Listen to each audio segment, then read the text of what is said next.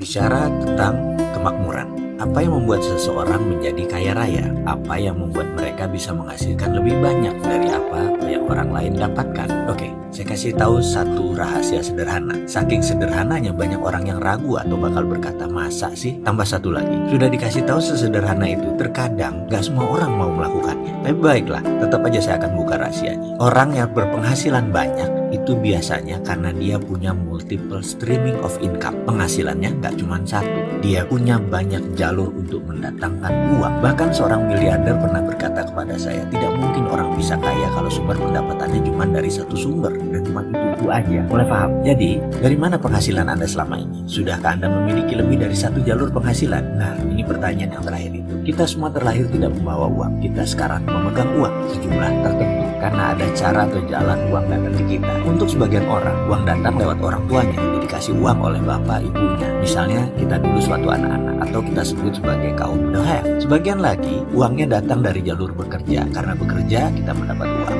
Dia tidak bekerja, dia tidak dapat uang. Jadi mereka adalah kaum the rich. Mereka mendapatkan uang dari usahanya sendiri. Kalau Anda mencari uang dengan bekerja, artinya Anda menukar waktu dengan uang. Kita memberikan hidup kita 8 jam untuk membantu sebuah perusahaan dan perusahaan itu menggantikan dengan uang. Kalau sahabat ingin dapat uang lebih banyak, biasanya Anda bekerja lebih banyak lagi, melakukan waktu lebih panjang lagi, bekerja untuk orang lain. Alternatif berikutnya, kalau Anda bekerja merasa capek, alternatifnya adalah Anda berbisnis. Sepertinya enak ya berbisnis, waktunya fleksibel, uangnya banyak, teman kita yang pengusaha-pengusaha kaya-kaya semua. Kayaknya daripada bekerja, mending kita berbisnis. Itu saya setuju sekali. Ketika bisnis sudah established dan jalan, kita punya banyak waktu, punya banyak uang, dan kita lebih santai.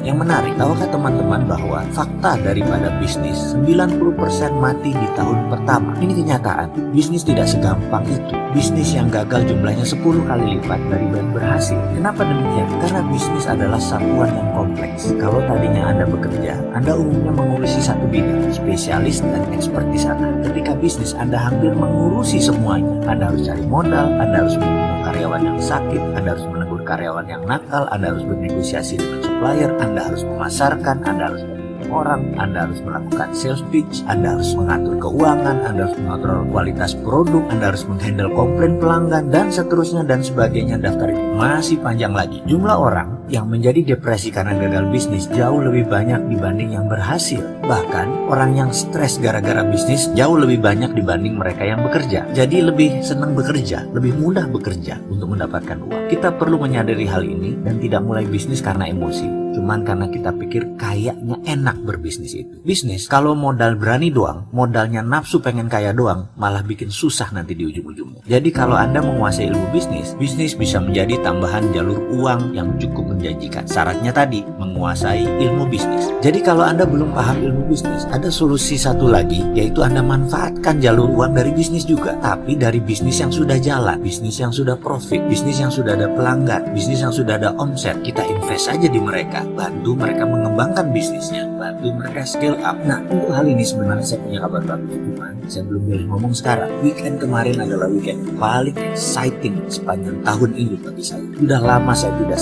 exciting. Saya yakin kalau teman-teman tahu kabar ini pasti akan exciting, bahkan lebih exciting dari saya barangkali. Kabar yang mungkin sudah ditunggu jutaan penduduk Indonesia yang menunggu adanya platform investasi pendanaan usaha anti riba. Dan menariknya, kabar bagus ini bukan datang dari saya, dari regulator. Saya sangat berterima kasih dan salut sama para regulator dan pejabat yang mendengarkan masalah dan masukan solusi UMKM sehingga semua ini menjadi possible. Saya mau menyampaikan hal ini segera untuk Anda, tapi tim saya menahan untuk di waktu yang lebih tepat. Dan saya pikir ada benarnya juga, karena ini kabar gembira untuk semua orang seperti saya, seperti Anda yang sama-sama gregetan kenapa Indonesia nggak makmur-makmur. Dan inilah salah satunya yang kita tunggu. Maka itu waktu yang pas untuk kita. Tunggu saja waktu dalam waktu dekat kita akan sampaikan berita baik untuk sahabat semua.